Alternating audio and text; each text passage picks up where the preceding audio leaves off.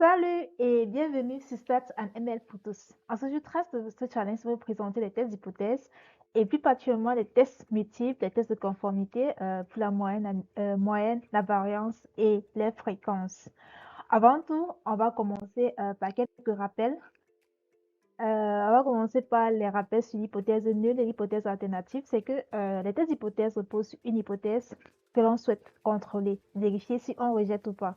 C'est l'hypothèse nulle qui est souvent notée H0 et une hypothèse alternative H1 acceptable d'être définie. Des fois, on veut vérifier si on peut, s'il y a assez d'évidence dans les données pour dire que cette hypothèse alternative elle est vraie ou pas aussi. Ce qui fait que on a deux hypothèses, l'hypothèse 1 et l'hypothèse nulle. Donc l'hypothèse nulle et l'hypothèse alternative. Et de ces deux hypothèses découlent quatre possibilités de résultats qui sont possibles, dont deux seulement sont justes. C'est pour ça qu'on va regarder l'erreur. Donc deux sont justes et donc il y a deux erreurs, les erreurs de première espèce et les erreurs de deux espèces, de deuxième espèce. Désolée pour ces lapsus. Donc, dans la vraie vie, l'hypothèse nulle, elle peut être vraie. Donc, elle est vraie, l'hypothèse nulle, elle est vraie, mais la décision, c'est soit de vous la rejeter ou bien de ne pas la rejeter. Lorsque l'hypothèse nulle est vraie et qu'on décide de rejeter l'hypothèse nulle, là, on a commis une erreur et cette erreur, on appelle erreur de première espèce. Et cette erreur de première espèce est quantifiée par alpha, qui est la probabilité de rejeter l'hypothèse nulle à tort. Donc, rejeter l'hypothèse nulle alors qu'elle est vraie. Et lorsque l'hypothèse nulle est vraie et on décide de ne pas la rejeter, alors la conclusion elle est correcte. Un deuxième cas, c'est que dans la vraie vie, l'hypothèse nulle elle peut être fausse. Et lorsque l'hypothèse nulle elle est fausse, on peut décider, la décision peut être de ne pas rejeter l'hypothèse nulle. Et là, on a une erreur de seconde espèce. Et cette erreur est quantifiée par bêta, qui est le risque de seconde espèce. Et le dernier cas, c'est que l'hypothèse nulle dans la vraie vie, elle est fausse, mais on décide quand même dans la décision stat de rejeter l'hypothèse nulle. Là, on a une conclusion correcte qui est souvent quantifiée par la puissance de test. Donc, on a deux erreurs. L'erreur de première espèce, qui est l'erreur de rejeter l'hypothèse nulle à tort, et l'erreur de seconde espèce, qui est le fait de ne pas rejeter l'hypothèse nulle alors qu'en fait, elle est fausse. Et l'erreur de première espèce, elle est quantifiée par la probabilité de rejeter l'hypothèse nulle à tort, alors que l'erreur de seconde espèce est quantifiée par la probabilité de ne pas rejeter l'hypothèse nulle à tort. Et souvent, bon, de façon générale, l'erreur, non, le risque de première espèce et le risque de seconde espèce varient de façon opposée. C'est-à-dire, lorsque le risque de première espèce augmente, le risque de seconde espèce diminue. Lorsque le risque de première espèce diminue, le risque de seconde espèce augmente. Dans la majorité des cas, on cherche plutôt à contrôler le risque de première espèce. Là, on va fixer un certain niveau de significativité qu'on appelle souvent alpha, que l'on est prêt à accepter. Et de façon générale, cette procédure qui est assez rigoureuse se fait en plusieurs étapes. La première étape consiste à définir l'hypothèse nulle et l'hypothèse alternative. La deuxième étape, choisir une stratégie de test et identifier la distribution de la stratégie de test sur l'hypothèse nulle. La quatrième étape consiste à définir le niveau de signification du test et la région critique, et c'est faire des calculs nécessaires sur la base des observations d'échantillons et prendre une décision. Comment on prendre une décision? Pour prendre une décision, elle s'appuie sur une règle de décision qui peut se faire suivant deux méthodes. La méthode 1 que je propose, bon, qui est souvent utilisée, c'est en analysant la valeur de la salle de test observée sous sous l'échantillon, cette valeur-ci. Et si la valeur de la salle de test observée sur l'échantillon appartient à la région critique, on va décider de rejeter l'hypothèse nulle. Dans le cas contraire, on va décider de ne pas rejeter l'hypothèse nulle. Donc, lorsqu'on décide de rejeter l'hypothèse nulle, alors il y a assez d'évidence dans les données pour dire que l'hypothèse alternative est vraie. Et la méthode 2, c'est d'utiliser la p-value, ou bien la p-valeur. La p-valeur quantifie la probabilité. C'est une probabilité qui est calculée à partir de la section de test qui mesure le soutien ou l'absence de soutien à l'hypothèse nulle. Une autre façon de définir cette p-value, la p-value en fait quantifie la probabilité que la valeur de la statistique de test observée sur l'hypothèse de la salle de test observée sous l'échantillon appartient à un monde où l'hypothèse nulle elle est vraie. Donc, si la valeur que j'ai observée appartient dans un monde où l'hypothèse nulle elle est vraie, alors je ne vais pas rejeter l'hypothèse nulle. Donc, si la p-valeur est inférieure à alpha, alors on va rejeter l'hypothèse nulle. Et si la p-valeur est supérieure à alpha, alors on décide de ne pas rejeter l'hypothèse nulle. C'est cette probabilité que la valeur qui est observée sur l'échantillon à partir d'un monde où l'hypothèse nulle est vraie, elle est élevée, alors on ne va pas rejeter l'hypothèse nulle. Dans le cas contraire, on va rejeter l'hypothèse nulle. Et quelques rappels, c'est que si on a x, une variable de loi normale de moyenne m et de variance sigma carré, alors x moins m sur sigma sur une loi normale centrée réduite.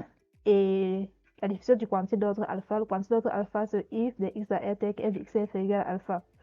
Et on peut également retenir cette définition, c'est que la probabilité que z soit inférieur au quantité d'ordre alpha égale à alpha. Donc c'est un peu ça. Donc le quantité d'ordre alpha, c'est la valeur telle que la probabilité que notre variable aléatoire soit inférieure à cette valeur soit exactement égale à alpha.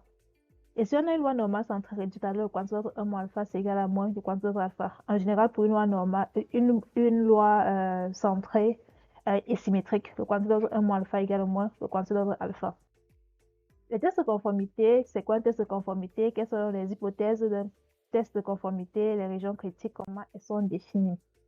Les tests de conformité, en fait, sont jamais utilisés lorsqu'on veut confronter un paramètre calculé sur l'échantillon à une valeur préétablie, une valeur précise. Et suivant la formulation d'hypothèses alternatives, on peut avoir un test unilatéral à gauche ou bien un test unilatéral à droite. On peut également avoir un test bilatéral. Et les tests de conformité les plus connus sont les tests portant sur la moyenne, les tests portant sur la variance, les tests portant sur les proportions.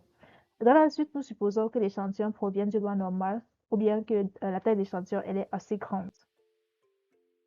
Donc, pour les tests de conformité, schématiquement, comment est-ce que ça se comporte? Et aussi pour définir la région critique. C'est que l'hypothèse nulle, c'est que θ égale à θ0. Donc, on veut vérifier que un des paramètres de la population a une valeur préétablie θ0. Dans le cas unilatéral, on peut avoir une unilatérale à droite ou à gauche. À droite, alors, on veut vérifier l'hypothèse alternative, c'est θ supérieur à θ0. Et dans ce cas, le quantité d'ordre alpha, ici, c'est la densité de la statistique des tests. Comme on rappelle, la densité, lorsqu'on a une densité, c'est une fonction à valeur positive d'intégrale 1. C'est-à-dire que l'air sous cette fonction est égal à 1.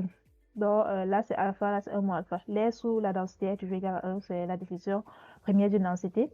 Et lorsque le test unilatéral est à droite, on va rejeter l'hypothèse nulle si la valeur observée se trouve dans cette partie assurée inférieure quand notre alpha se trouve à gauche plutôt. Et là, si on a un test unilatéral à gauche, on va rejeter l'hypothèse nulle si la valeur observée de la salle de test se trouve plutôt à droite, donc sur ce côté, quantité d'ordre 1 moins alpha. Et dans le cas d'un test bilatéral, si on va rejeter l'hypothèse nulle si l'heure de la statistique de test observée sur l'échantillon se trouve soit dans cette valeur, dans cette partie dans cette queue de distribution, bien dans cette queue de distribution. Quantité d'ordre 1 alpha sur 2, quantité 1 moins alpha sur 2. Donc, et ces quantités, en fait, ce sont les quantités de la loi de la statistique de test sous l'hypothèse nulle.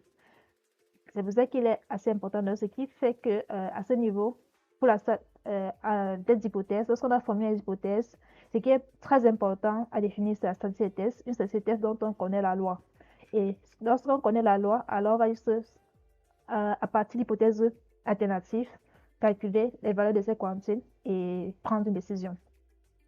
Donc, c'est pour ça que dans la suite, je propose les statistiques de test dans le test de moyenne, lorsque la variance est connue, la variance est inconnue.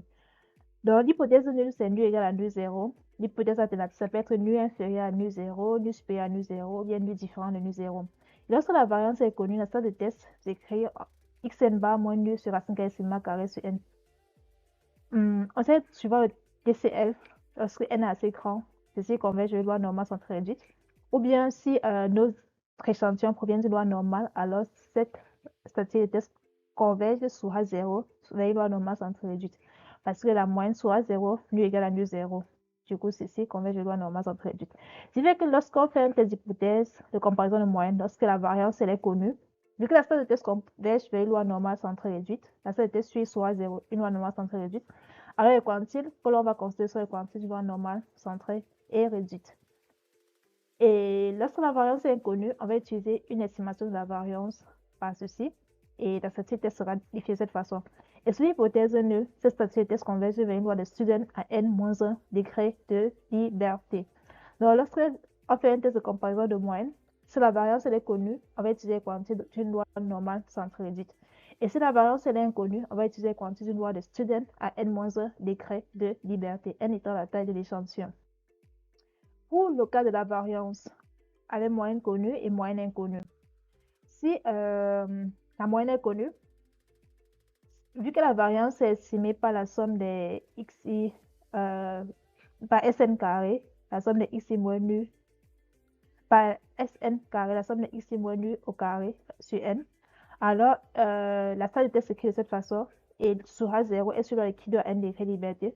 Un petit rappel que je donne ici, c'est que la loi de qui de en fait à k degrés de liberté est la somme des carrés de k variables indépendantes de loi normale centrée réduite. Et pour ça, c'est de cette façon. Et la moyenne, lorsque la moyenne elle est inconnue, on va estimer la moyenne dans l'échantillon et définir plutôt la salle de test de cette façon. Et sous l'hypothèse de cette salle de test converge vers qui de à n-1 degré de liberté. Donc, ce qu'il faut retenir, c'est que pour les tests multiples de comparaison des variances, si la moyenne elle est connue, on va regarder. Alors, la salle de test converge vers le qui de à n degré de liberté. Et donc, les quantités seront les quantités du droit de qui de à n degré de liberté. Et si la salle de test, si la moyenne elle est inconnue, alors la salle de test converge vers une loi de qui de à n-1 degré de liberté. Les quantités qui seront utilisées pour prendre les décisions seront les quantités d'une loi de qui de à n-1 degré de liberté. Un petit rappel aussi, c'est que une loi de qui de n'est pas symétrique. Donc, il faudra calculer deux quantités d'ordre alpha, 1 moins alpha, et aussi les quantités alpha sur 2 et 1 moins alpha sur 2. Pour les tests de proportion, le contexte est souvent le suivant, c'est qu'on a une population dans laquelle chaque individu présente ou non un caractère donné. Et on dispose d'un échantillon de taille n. La fréquence f de ce caractère sur l'échantillon est une réalisation d'une loi de binomiale de paramètres n et p. Et la loi n étant assez grande, on l'assimile à une loi normale. Et on aimerait savoir si f est statistiquement égal à p. Donc, l'hypothèse nous c'est p égale à p0 ou p inférieur à p0, p supérieur à p0 ou bien p différent de p0. La salle de test que l'on propose donc c'est t égale à p bar moins p sur racine carrée de p 1 moins p sur n. Sous l'hypothèse nulle, p égale à p0 et cette salle de test converge vers une loi normale centrée réduite. Donc, pour le test de proportion, les quantités qu'on va regarder sont les quantités de loi normale centrée réduite. Et la salle de test est calculée suivant de cette façon. On va remplacer P par P0 et P bar parce qu'il est observé sur l'échantillon. Ici, P0, P0 également. On va comparer pour prendre la décision. Pour conclure, on se rend compte que les tests multiples reposent en fait sur quelque chose d'assez clair. Déjà, la formulation des hypothèses et puis la statistique de test. Lorsque on connaît la statistique de test, on connaît la loi que sur la statistique de test, alors prendre une décision devient assez simple parce qu'il suffira juste de calculer la valeur de cette statistique de test sur l'hypothèse nulle et puis la comparer au quantile de la loi suivant de la loi que sur la statistique de test. Et l'ordre du quantile sera en fonction des hypothèses que l'on a décidées. Et puis, on peut également utiliser les p-valeurs. Lorsqu'on utilise le Eustat, on calcule les p-valeurs. Et la p-valeur, comme on l'a dit, la p-valeur quantifie la probabilité que ce que l'on a observé sur l'échantillon provienne d'une variable, provienne dans un monde où l'hypothèse nulle est vraie. Pour la suite des tests d'hypothèse, on verra les tests d'homogénéité qui consistent à vérifier que deux échantillons ou groupes proviennent de la même population. Si tu as des questions ou des remarques, n'hésite pas à me le dire en commentaire, ce sera un plaisir pour moi de te répondre. Un like, un partage pour faire grandir la chaîne. Au revoir.